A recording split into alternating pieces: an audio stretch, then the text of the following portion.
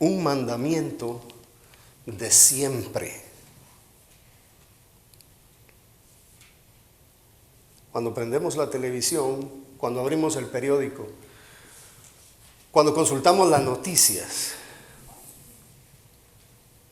nos podemos dar cuenta que algo no anda bien. Nos podemos dar cuenta que las cosas no están tan bonitas como lo quisiéramos. Hay personas que preguntan, ¿dónde está Dios durante todos estos problemas que hay en el mundo? Este problema de la pandemia de ahora no es el único problema que ha existido en el mundo. Han habido otras pandemias, la gripe española, el SARS, han habido otras, la gripe porcina, la gripe aviaria. Hablando de pandemias. Pero hablando de otro tipo de problemas, podemos mencionar las guerras. Siempre hay guerras. Siempre hay problemas entre naciones, entre pueblos. Otra clase de problemas, el pecado en el mundo, la inmoralidad cada vez creciendo más. Todo esto de que se comienza a prohibir hablar mal en contra de la depravación. Hay otro tipo de problemas, el problema económico. La mala distribución de la riqueza de este mundo. Dios hizo la tierra, hizo el mundo extremadamente rico. La tierra da más frutos de los que nos podemos comer. Sin embargo, se desperdician y hay gente muriendo de hambre y desnutrición. Hay gentes con grandes extensiones de territorio para ellos solos que no los están usando. Y hay otras personas que no tienen ni dónde vivir y han escogido irse a vivir a un basurero donde pueden comer de la basura. Problemas en el mundo. ¿Cuánto ha sucedido desde que Dios creó al ser humano?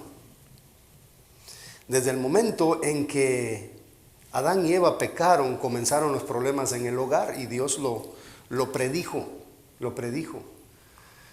que iba a haber conflicto entre esposo y esposa, así que usted no crea que los conflictos en el hogar están naciendo precisamente en su casa. Eso es herencia humana. Luego tenemos ahí que el primer hombre nacido de una mujer fue un asesino de su propio hermano. Caín mató a Abel. Ahora, ¿cuál es la causa de todos estos problemas que podríamos seguirlos mencionando hasta cansarnos? El problema acá es el egoísmo, la falta de amor.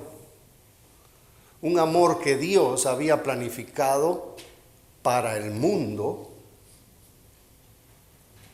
por medio de los seres humanos.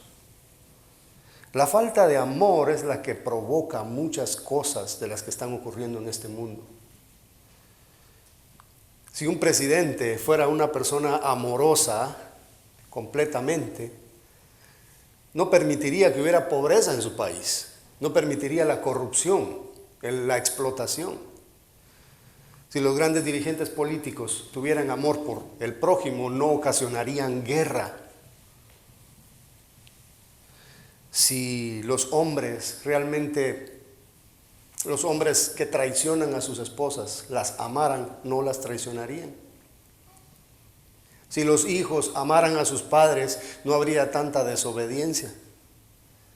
Pero es que este es el problema de la falta de amor en este mundo.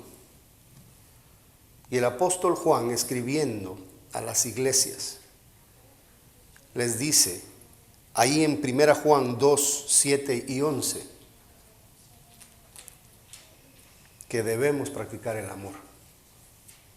Vamos a leer el versículo 7, 1 Juan 2, 7 al 11, y aquí es donde vamos a meditar esta mañana. Dice así, el versículo 7, hermanos, no os escribo mandamiento nuevo, sino el mandamiento antiguo que habéis tenido desde el principio. Este mandamiento antiguo es la palabra que habéis oído desde el principio.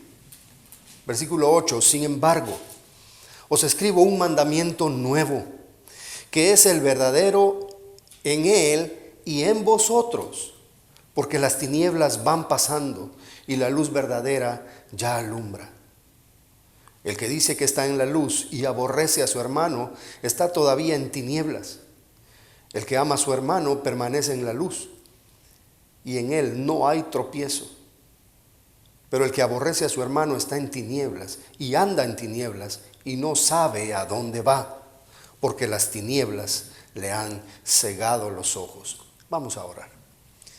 Bendito Dios, muchas gracias por tu amor que quieres transmitir a nosotros.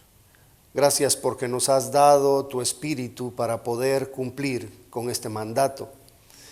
Ahora queremos, Señor, meditar en tu palabra. Queremos, Señor, saborear cada una de tus palabras en este pasaje.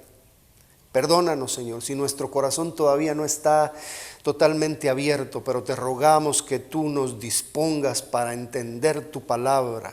Y en lo personal, Señor, dame facilidad de palabra para poder explicar esto que tú dices, Señor, en tu palabra. Tan sencillo, pero tan profundo.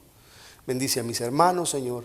Te rogamos que hoy salgamos cumpliendo lo que tú nos pides. En el nombre de Jesús. Amén. Hoy vamos a ver 3 aspectos acerca de la práctica del amor cristiano, para que nos examinemos si realmente andamos conforme a la voluntad de Dios. Esos 3 aspectos son: primero, la antigüedad del mandamiento; segundo, la novedad del mandamiento; tercero, el contenido del mandamiento. Entonces, en el primer punto vamos a estar viendo por qué este mandamiento es viejo. En el segundo punto vamos a estar viendo por qué este mandamiento es nuevo. Y en el tercero vamos a ver cuál es el mandamiento. Así que apretémonos los cinturones porque ahí vamos.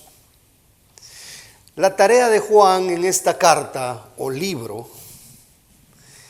es combatir las doctrinas falsas que los maestros, filósofos, gnósticos, ascetistas querían introducir en la iglesia del primer siglo. Habían maestros enseñando cosas contrarias al evangelio, pero también quería afirmar en los hermanos en cuanto al síntoma principal de la ley real del creyente. O sea, el apóstol aprovecha a desmentir las falsas doctrinas, pero también a asegurar que los hermanos estén cumpliendo con este mandamiento. Este mandamiento no lo estaban cumpliendo los falsos maestros, no lo estaban cumpliendo. Vamos a ver el punto número 1, la antigüedad del mandamiento. Empieza el versículo 7 mencionando a sus lectores como hermanos, como hermanos. Él está estableciendo que hay entre ellos lazos que les unen de una manera muy estrecha.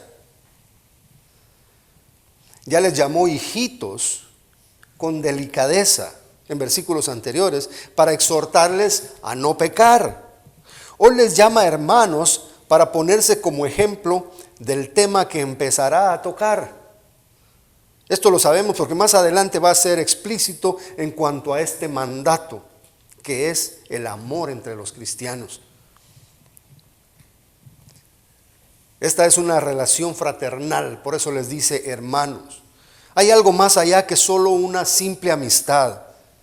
Va a hablar acerca del amor de hermanos, por eso empieza mencionándoles.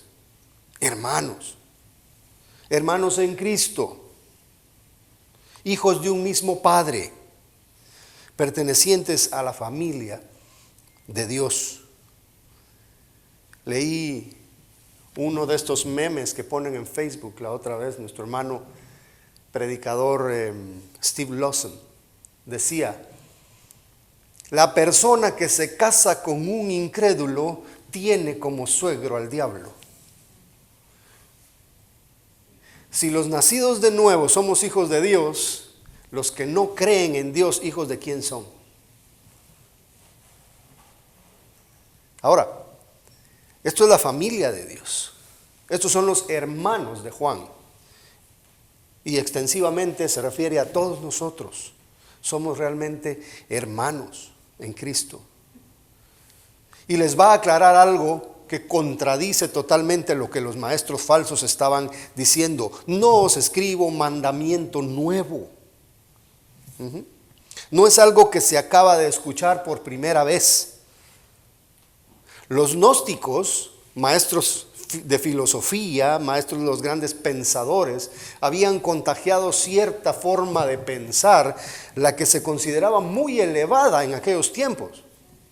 Y habían creyentes en la iglesia que se hacían maestros, algunos que venían de fuera de la iglesia, que se hacían maestros en las iglesias y que comenzaban a mezclar la doctrina de Cristo con esas filosofías humanas. ¿Cuántos filósofos podemos mencionar ahora? Yo no sé mucho de filosofía antigua, ni filosofía moderna. No nos ayudaría mucho conocer bastante de eso. Mejor invirtamos nuestro tiempo en entender palabra de Dios, que esto sí trae vida eterna y crecimiento espiritual. Pero tenemos ahí a Platón, a Sócrates, a Sófocles, a ¿quién más? A Aristóteles. Un montón de gente, pensadores de fama. Pero algunos maestros de la iglesia querían traer eso, querían mezclar. Y como era algo novedoso, ellos querían impresionar a la gente, impresionar a las masas y lograr cierta categoría. Y el fin de todas estas cosas de los falsos maestros es pedir dinero, cobrar por dar conferencias muy llenas de gente. Estaba de moda en el mundo antiguo traer nuevas filosofías. Este pensador ha llegado mucho más lejos, por esa razón hay que irlo a ver. Y llenaban el Areópago, que era un como teatro, allá al aire libre, llenaban los teatros, llenaban los estadios para dar una conferencia. Ahora se está dando mucho en esto, ¿verdad?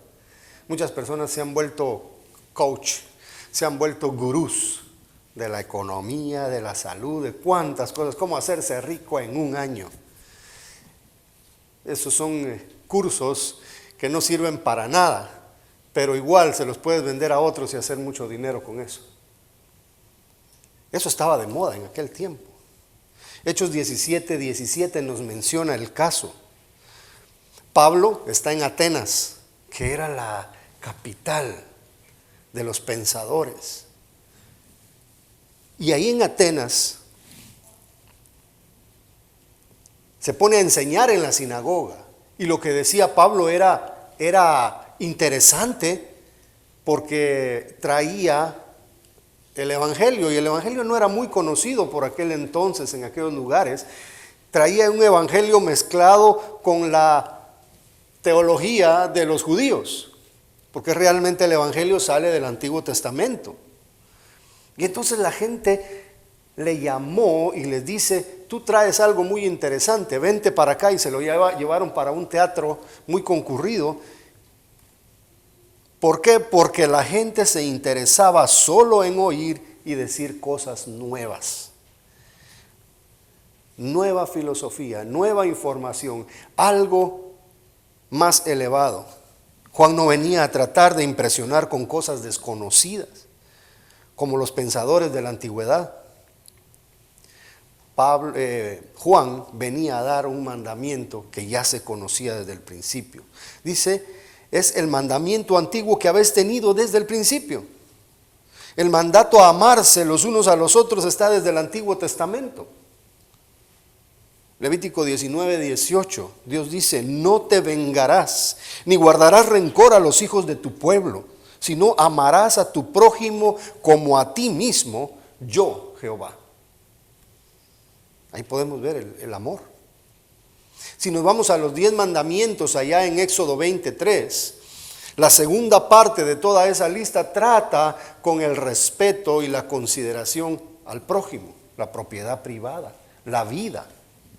el respeto, amor al prójimo. Pero es un mandamiento que no se queda en el Antiguo Testamento, sino que sigue vigente para ser el resumen de la ley. A Jesús llegan y le preguntan una vez, un fariseo en Mateo 22:34. Entonces los fariseos, oyendo que habían hecho callar a los saduceos, se juntaron a una. Y es que los fariseos eran una secta religiosa, muy conocedores de la ley, y los saduceos eran otra secta religiosa, pero esos eran los liberales de aquel tiempo. Y entre ellos había muchas disputas por diferente interpretación de las Sagradas Escrituras. Pero cuando los saduceos llegaron a atacar a Jesús, Jesús los deja callados. Y luego vienen los fariseos y dicen, ahora sí, lo vamos a agarrar cansado y le vamos a hacer una pregunta. Y uno de ellos, intérprete de la ley, fíjense, un gran estudioso, doctor de la ley, preguntó para tentarle. Eran puras trampas las que les ponían a Jesús. Diciendo, versículo 36, maestro, hipocresía, ¿no? Ellos no lo consideraban como su maestro. Maestro, ¿cuál es el gran mandamiento de la ley? Jesús le dijo, amarás al Señor tu Dios con todo tu corazón y con toda tu alma y con toda tu mente. Este es el primero y gran mandamiento. Versículo 39, el segundo es semejante, o sea, igual de grande. Amarás a tu prójimo como a ti mismo. De estos dos mandamientos depende toda la ley y los profetas. Ahí es el centro, el amor. El amor. En nuestros tiempos, amor se le dice a cualquier cosa. Amo ese carro. No, estás antojando ese carro. Amo esa película. No, te gustó la película. El amor del que la Biblia habla es un amor que se sacrifica por los demás. Ese es el ejemplo del amor. Y aquí los maestros de la ley se quedan callados porque Jesús les contestó bien. Y sigue diciendo Juan, este mandamiento antiguo es la palabra que habéis oído desde el principio. Jesús cuando habló con los saduceos y los fariseos no trajo algo nuevo. Él simplemente remarcó lo que ya estaba. Sin embargo, el mismo Jesús en otra ocasión dice, un mandamiento nuevo os doy. Pero vamos a ver por qué también es nuevo. Juan dice lo mismo que dijo al principio, pero cambia una palabra. Quiero que observen esa palabra ahí. Si ustedes se dan cuenta, Juan parece redundante, porque utiliza dos líneas aparentemente iguales. Veámoslo ahí en el inicio. Dice, no os escribo un mandamiento nuevo, sino el mandamiento antiguo que habéis tenido desde el principio. Y luego repite, este mandamiento antiguo es la palabra que habéis oído desde el principio. ¿Cuál es la diferencia? Juan, hubieras economizado la última línea, ya lo habías dicho. ¿Cuál es la diferencia? Por ahí alguien lo dijo.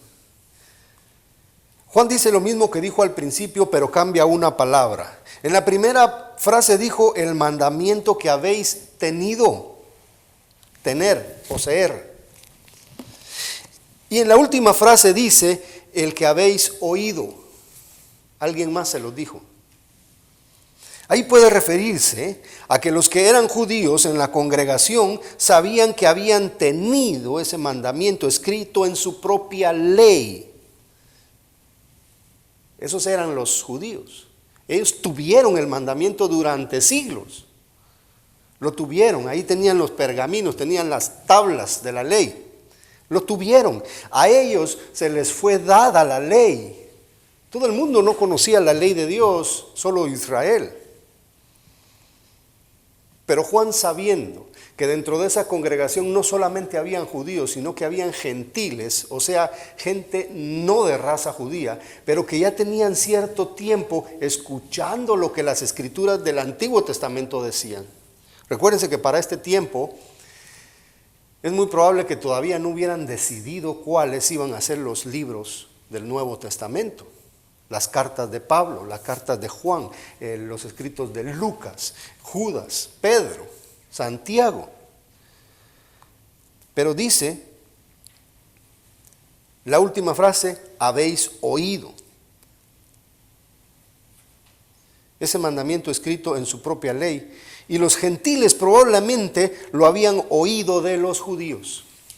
Lo habían oído de los judíos. Cuando Pablo llegaba a la sinagoga, era el primer punto de evangelismo para él. Él decía, pues estos ya conocen el Antiguo Testamento, es más fácil porque ellos ya creen en un Dios. Ellos ya creen en el Dios de la Biblia, por decirlo así. Entonces él llegaba ahí primero al pueblo de Israel a decirles lo que dice nuestra ley, lo que dice nuestro Tanakh, lo que dice nuestras escrituras acerca del Mesías, se cumplió en Jesús de Nazaret hace unos años. Y eso es lo que yo les vengo a hablar, cómo cada una de las profecías menciona a Jesús de Nazaret. ¿Por qué? Porque Jesús de Nazaret es esto, es esto, es esto, hizo esto, hizo esto. Ahí se cumplió. No puede haber alguien más que llene todas esas profecías. Muchos creían, pero otros los rechazaban. Pero básicamente las iglesias del primer siglo tenían sus enseñanzas desde el Antiguo Testamento. Luego fueron surgiendo las cartas de Pablo, la carta de Judas, los evangelios. Y ahí fue donde se fue acumulando el Nuevo Testamento. Pero realmente lo que el Nuevo Testamento dice es cómo se cumplió en Jesús el Antiguo Testamento. Y cómo es que el amor del Antiguo Testamento es ahora posible en los corazones transformados. El mandamiento de amarse entre sí no era una invención nueva. Siempre ha sido la voluntad de Dios que en este mundo exista el amor sincero. El amor es un concepto que viene de Dios desde el principio y nadie puede venir a decir que es una revelación nueva para apoderarse de la fama y del poder de las iglesias. Hermanos, hoy podemos ver que se repite frecuentemente lo de estos maestros. Alguna persona se pone de pie en la iglesia y dice, el Señor me dijo, y lo que hace es recitar un texto de la Biblia. No es nada nuevo, está ahí desde más de 2000 años. ¿Cómo que el Señor te dijo? ¿Qué quieres? ¿Aplausos? ¿Sí? ¿Vas a recitar Miqueas? El Señor me dijo anoche Miqueas. A todos nos lo dijo. ¿Qué quieres? ¿Atención? Estos maestros eran lo que querían ahí. Pero Juan le dice, el amor no es nada nuevo. Que no vengan estos maestros a quererse robar a la congregación, a querer ocupar puestos distinguidos entre ustedes, porque esto ya lo sabíamos.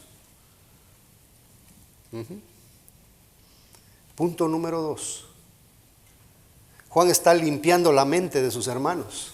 Juan está diciéndoles, tengan cuidado con ese concepto, pero también hay algo que les quiero decir. Sin embargo, en el número 8, versículo 8, Juan tiene algo que aclarar en cuanto al amor. Si bien es cierto que el mandato a amarse es muy antiguo, hay algo de nuevo en ese mismo mandamiento. Os escribo un mandamiento nuevo. No se está contradiciendo, sino quiere aclarar en qué sentido es nuevo. Hay una frescura en el mandamiento que ya se había dado. Eso tiene que ver con el antiguo pacto y con el nuevo pacto. El antiguo pacto era un mandato escrito en tablas de piedra y había castigo a quien no lo cumpliera. Eso se había tornado en algo obligatorio. En el nuevo pacto, el amor al prójimo proviene de una nueva criatura hecha según la voluntad de Cristo. Ahora tiene el Espíritu Santo quien le impulsa y le motiva a amar, ya no por obligación, ni por amenaza, ni por temor, sino por convicción y obediencia a Dios y por un deseo sincero de procurar un bienestar para los demás. Podemos ver probablemente el amor a los apóstoles, entre los apóstoles en el hecho de que aquellos dieron su vida para evangelizar a las personas. Jesús dijo, no hay amor más grande que aquel que da su vida por sus amigos. Es tremendo. El amor para nosotros es tan fácil decirlo, pero hermanos, es algo realmente imposible de cumplir si el Espíritu Santo no está en la vida de la persona. Como un misionero deja su profesión, deja su casa, deja su país y se va para un país donde no tiene las comodidades, donde no conoce a nadie, no conoce el idioma, no conoce a la gente, no conoce el clima, no conoce cuántas cosas le van a pasar en ese lugar, incluso perder la vida. Eso es amor. Eso es amor verdadero. Por causa del evangelio, decirle que no a su propia vida y tomar la cruz del evangelio y seguir a Cristo.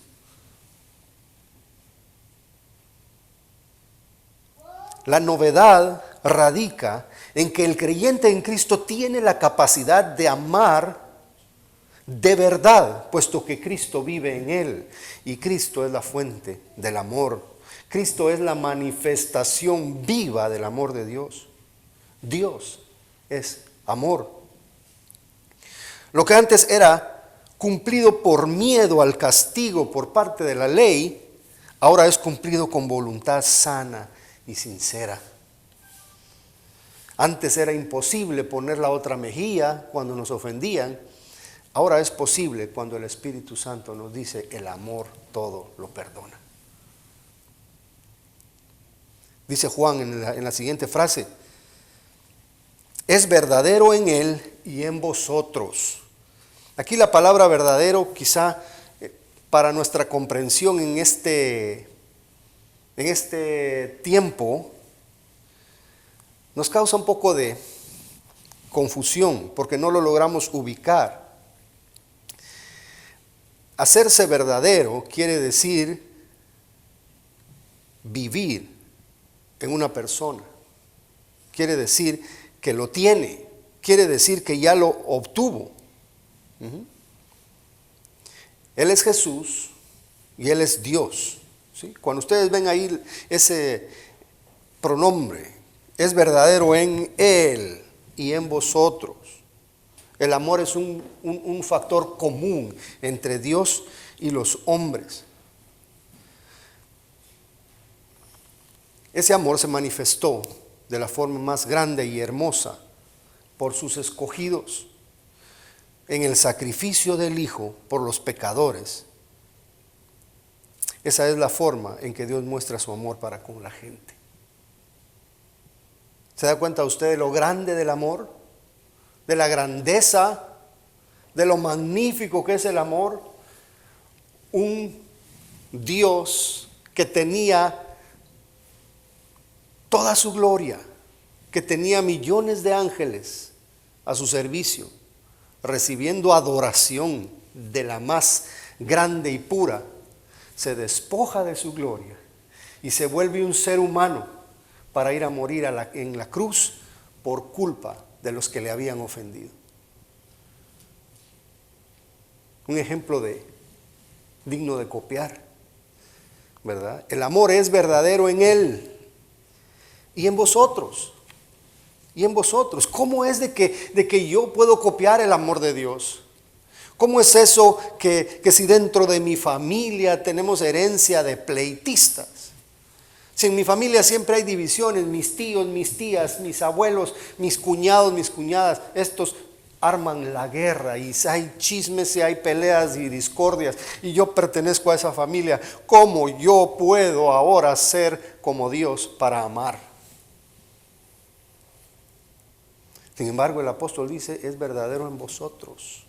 El amor ahí está. Y adelante va a aclarar ciertas cosas. Ahora se manifiesta en los creyentes porque han sido transformados y ahora tienen nuevos corazones capaces de amar de verdad. Jesús mencionó el nuevo mandamiento. Juan 13:34, un mandamiento nuevo os doy, que os améis unos a otros como yo os he amado, que también os améis unos a otros. En esto conocerán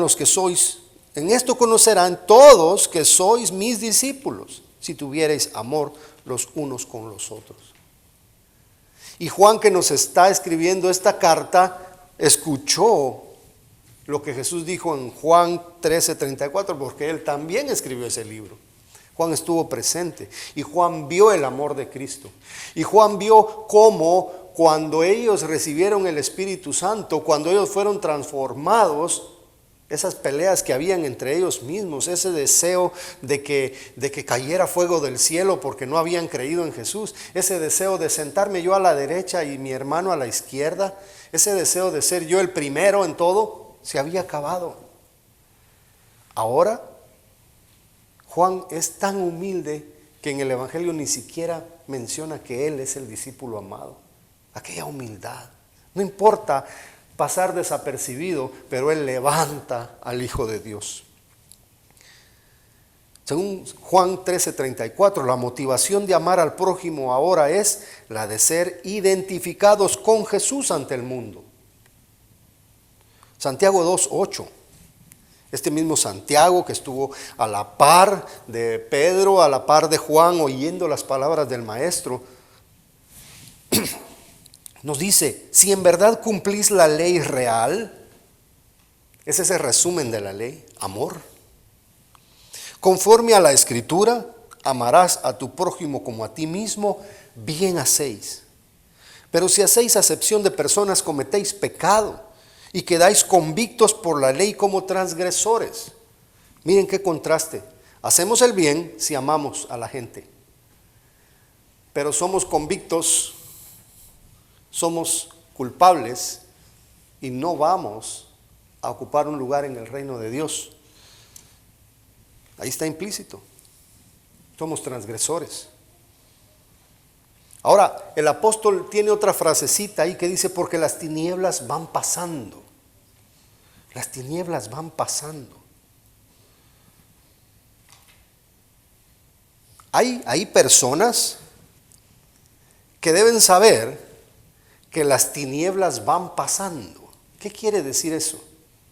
Una sombra tenebrosa, un espanto, un fantasma. Si ustedes van a los versículos anteriores, se van a dar cuenta que también menciona luz y menciona tinieblas. De manera que la palabra de Dios, que es la lámpara que disipa las tinieblas, va alumbrando los corazones de la gente, las tinieblas se van desvaneciendo. De manera que Dios va cambiando vidas y empieza a habitar en sus salvos. Las tinieblas van siendo derrotadas poco a poco en este mundo. La ignorancia se va siendo eliminada, al igual que la mentira. Esto solo se cumple en los creyentes y no en los incrédulos.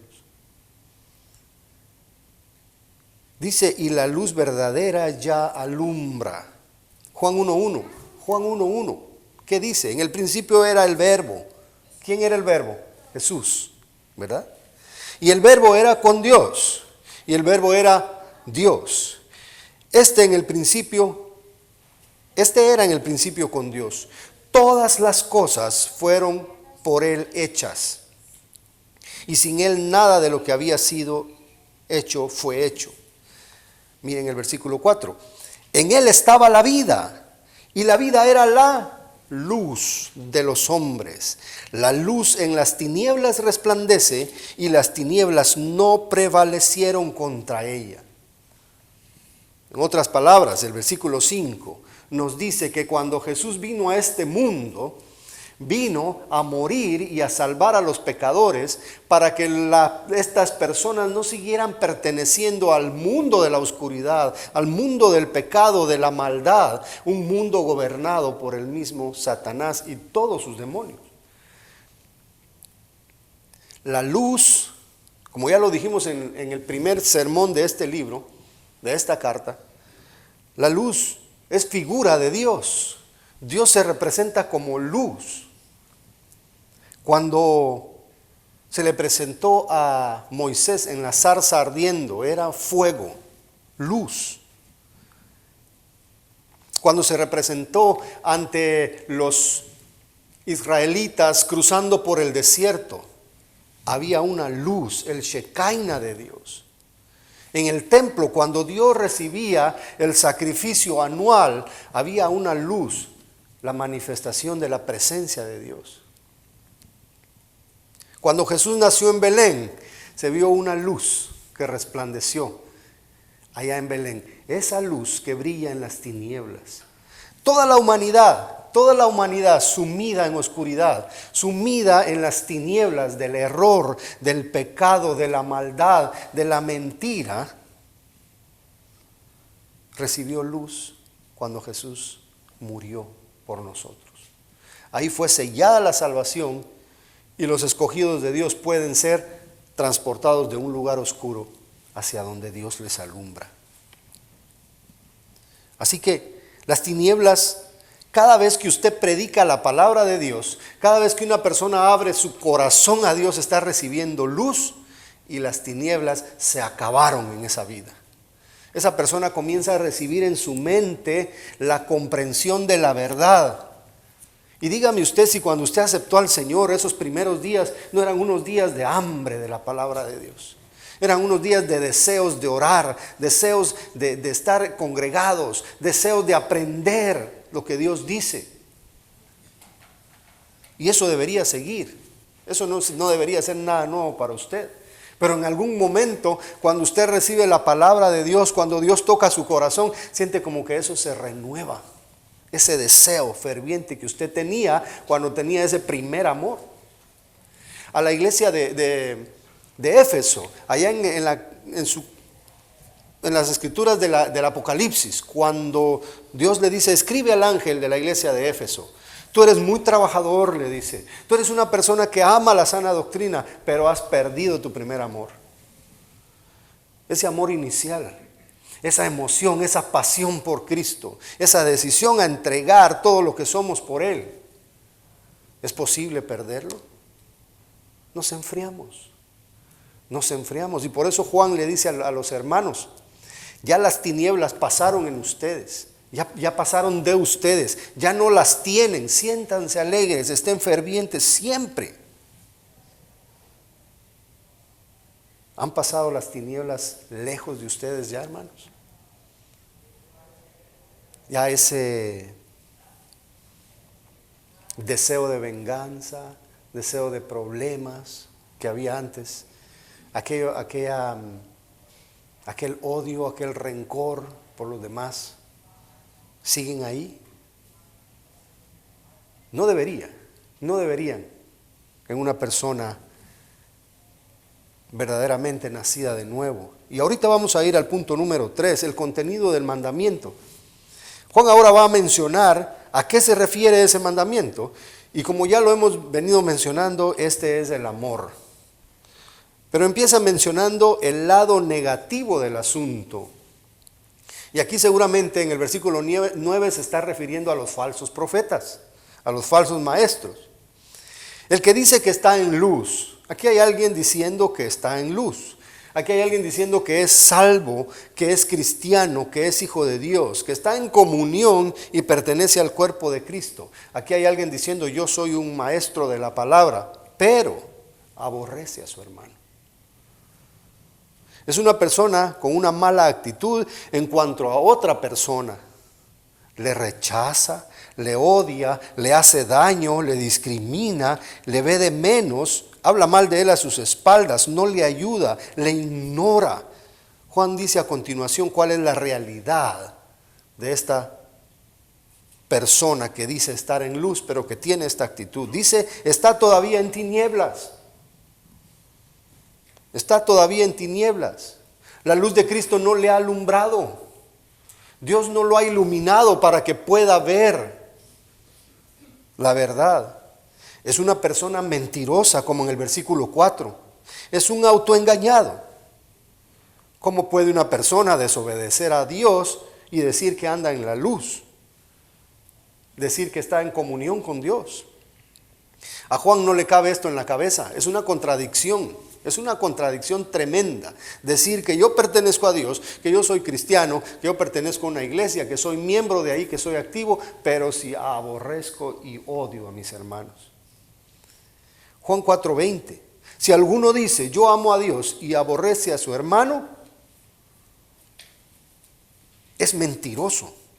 Pues el que no ama a su hermano a quien ha visto, ¿cómo puede amar a Dios a quien no ha visto? No va con la lógica, ¿verdad? Y eso nos lo va a decir Juan allá en el capítulo 4 dentro de unas semanas. Juan en su evangelio dice en el capítulo 3, 19, y esta es la condenación, que la luz vino al mundo, esto lo dijo Jesús, la luz vino al mundo y los hombres amaron más las tinieblas que la luz. Porque sus obras eran malas. Porque todo aquel que hace lo malo aborrece la luz y no viene a la luz para que sus obras no sean reprendidas.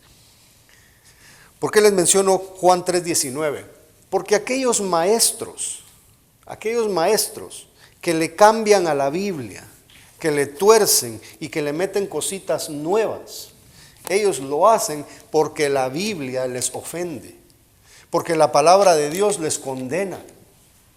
Por esa razón la quieren mezclar y ponerles, así como cuando usted se va a tomar una medicina pero está muy amarga y detrás del trago de la medicina se come un poco de azúcar o de miel o una fruta. Así son estos maestros. Ellos no llenan los requisitos de Dios y por eso se tapan un ojo cuando miran un texto y se lo brincan. Hay un falso maestro en Guatemala muy conocido. Es la iglesia más grande en Latinoamérica. A él le gusta pedir mucho dinero. Solo habla de dinero. Cualquier texto lo aplica al dinero. Pero cuando se topó con aquel texto donde Pedro reprende a Simón el mago, ve ahí algo que a él no le conviene. Entonces, ¿qué dijo en uno de sus mensajes? Pedro se equivocó. Pedro se equivocó porque esa ofrenda la hubiera dado para la iglesia. Era un diezmo para la iglesia. ¿Ven cómo se tiene que cambiar? ¿Cómo se tiene que seguir metido en la oscuridad para que la luz no evidencie sus malas obras? Si él fuera una persona honesta, si él fuera una persona sincera y humilde con el Señor, hubiera dicho, este texto me está hablando a mí, tengo que cambiar mi teología. Sin embargo, lo que él cambió fue la palabra de Dios. Y eso no se hace. Y Juan aquí está atacando a esas personas. Pero también le está diciendo a los hermanos, no hagan lo que esas personas les dicen. Ustedes hagan lo que ya les enseñamos desde el principio.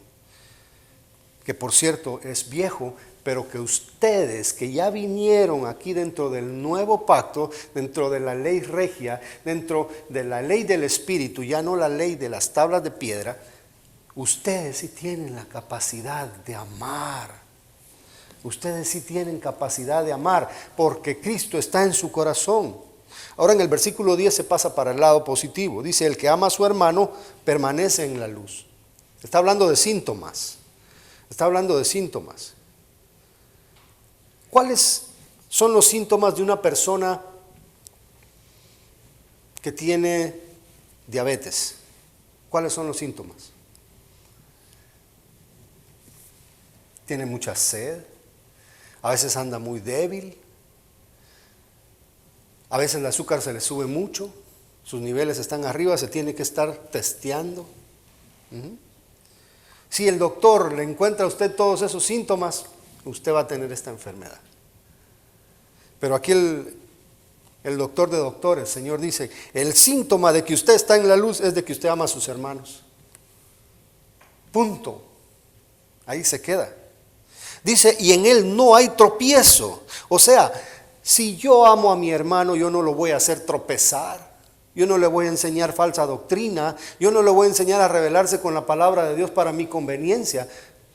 Si yo le sirvo de tropiezo a un hermano con mi predicación, entonces yo no le amo. Él no me importa. Solo me importa lo que viene de su billetera. Este mismo pastor dijo un día, al culto se viene con la Biblia y con la chequera. Aunque no me lo crea, así dice. No es amor a los hermanos, es amor al dinero, que es la raíz de todos los males. Primera Pedro 2:9 dice, mas vosotros sois linaje escogido, real sacerdocio, nación santa, pueblo adquirido por Dios, para que anunciéis las virtudes de aquel que os llamó de las tinieblas a la luz. Eso somos nosotros. Nosotros no tenemos que andar predicando tinieblas. Nosotros no tenemos que andar respaldando a este falso profeta que está predicando en contra de la doctrina de Dios. Cuando nosotros andamos bien con Dios, respetamos la doctrina y respetamos al hermano. ¿Cómo voy a hacer yo tropezar a mi hermano en su vida cristiana predicándole algo que no es cierto? Versículo 11, el que aborrece a su hermano está en tinieblas. Ahí vuelve Juan a decir, quiere ser enfático, el que aborrece a su hermano está en tinieblas. En otras palabras dice que este odioso, discriminador, no ha nacido de nuevo, no es hermano, no pertenece a la iglesia verdadera de Cristo. Viene el falso profeta predicando sus mentiras, viene el falso profeta predicando sus falsas doctrinas. Y usted que conoce la palabra de Dios dice, ese señor no está predicando la verdad. Pero viene el de la par que no conoce la Biblia y le pega un codazo. Cállate, no hables en contra del ungido. Para estos que están confundidos, es esto.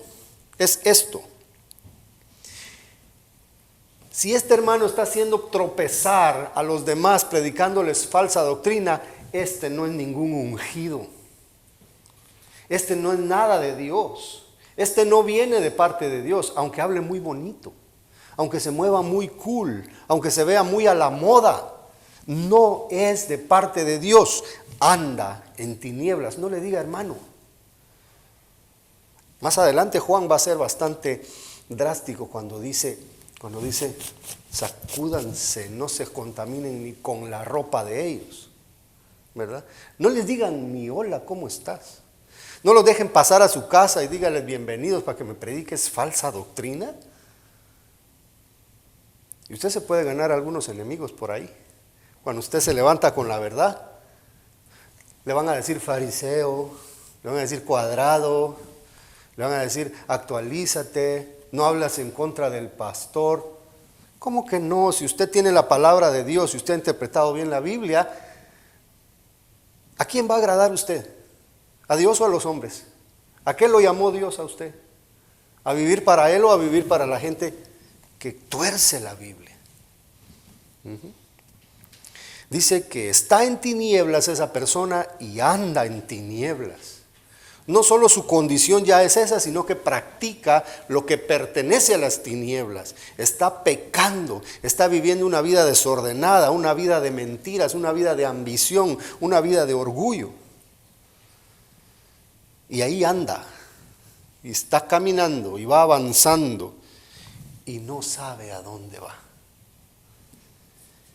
Qué difícil cuando una persona camina en lo oscuro y no sabe que va caminando a un abismo. Está sin rumbo fijo, sin idea de su dirección ni destino. Hay incertidumbre, no hay seguridad.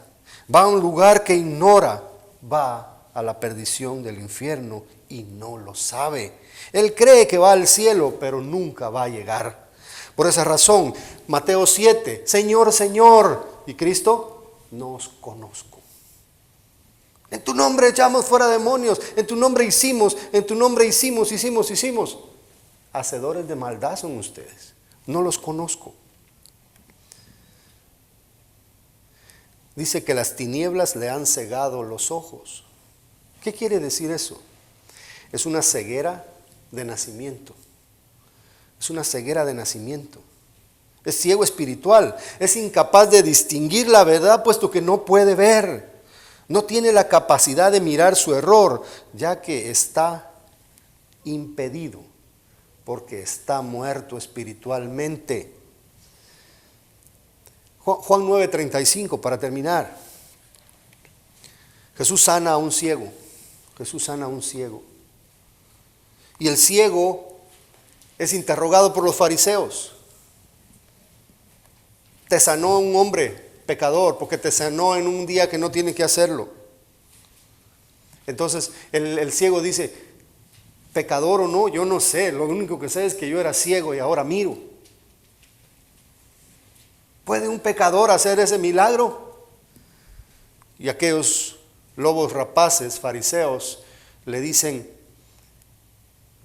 nosotros no nacimos en pecado como tú, porque nació ciego, pues quiere decir que algún pecado cometió tu papá, tu mamá. Esa era la mentalidad. Y le expulsaron de la sinagoga, le quitaron la membresía, lo declararon hereje. Y este hombre ciego anda caminando por ahí y Jesús lo encuentra.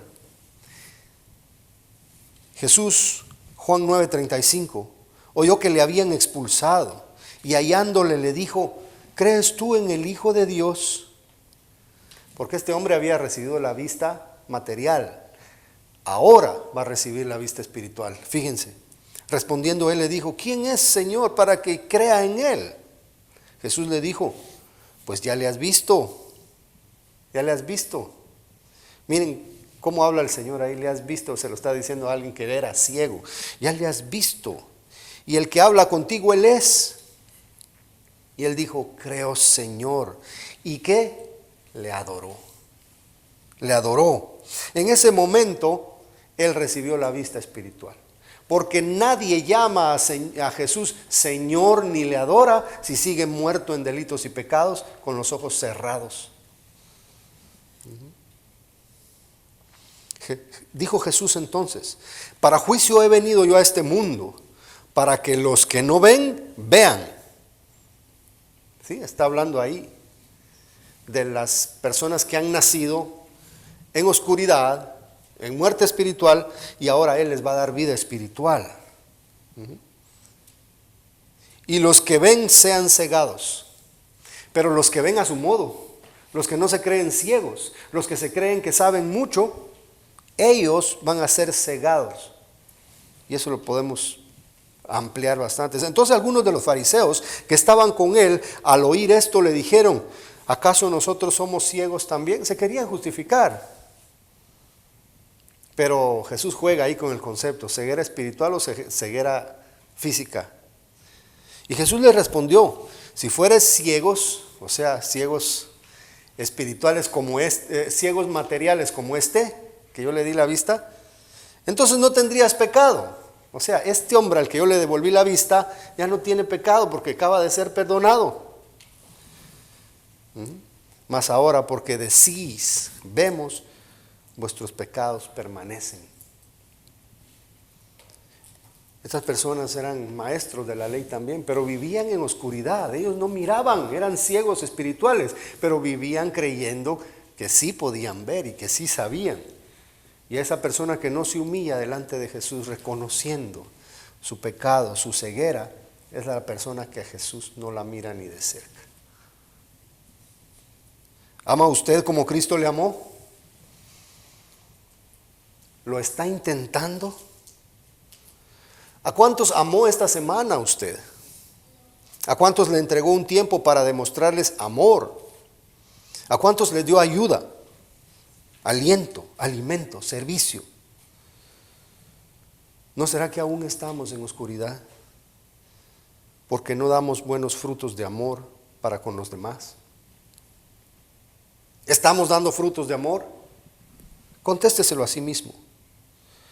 Si usted lo está haciendo, el Espíritu Santo le va a dar paz y tranquilidad. Si no, esa es una señal que usted necesita nacer de nuevo. El que ama es de Dios. El que no ama no es de Dios. Que Él nos ayude a cumplir esto, hermano. Póngase de pie.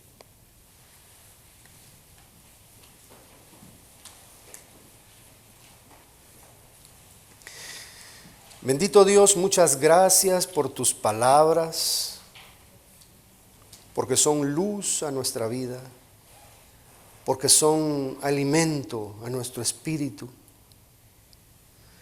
Te queremos rogar, Señor, hoy que nos des más luz y que nos permitas cada día acercarnos más a lo que tú quieres para nosotros. Perdónanos si hemos ignorado el dolor ajeno. Perdónanos si hemos pasado de largo sin atender al que nos necesita. Perdónanos si hemos leído mucho tu palabra, pero no la hemos cumplido. Perdónanos si hemos cantado que te amamos, pero no amamos a nuestros semejantes. Perdónanos, Señor, si decimos que te conocemos, pero no ayudamos a nadie. Sabemos que tu Espíritu nos ha hablado y muestra de que estamos en la luz. Es que esta palabra nos ha tocado profundamente y nos ha tocado para que actuemos. El mundo necesita vernos. El mundo necesita ver lo que realmente es el amor, y eso es a través de nosotros. Gracias porque nos has hecho sal y luz y porque nos has mandado a demostrar a los demás lo que tú puedes hacer en nuestras vidas. Bendícenos, Señor. Bendice a mis hermanos. Ayúdales a comprender cada día. Ayúdales a cada día practicar. Y que por sobre todas las cosas prediquemos tu palabra y tu evangelio por amor a los demás. Por amor a aquellos, Señor, que no tienen tu perdón y pueden pasar a la eternidad a ser juzgados sin un perdón. Te rogamos que nos ayudes, Señor, y nos guardes en esta semana. Ayuda a mis hermanos en todas sus labores, en lo que falta del domingo. Cúbreles, protégeles de esta pandemia, dales mucha sabiduría y dales conformidad a lo que estamos pasando, Señor, y mucha fe y confianza en ti. En el nombre de Jesús te lo pedimos todo, Señor. Amén.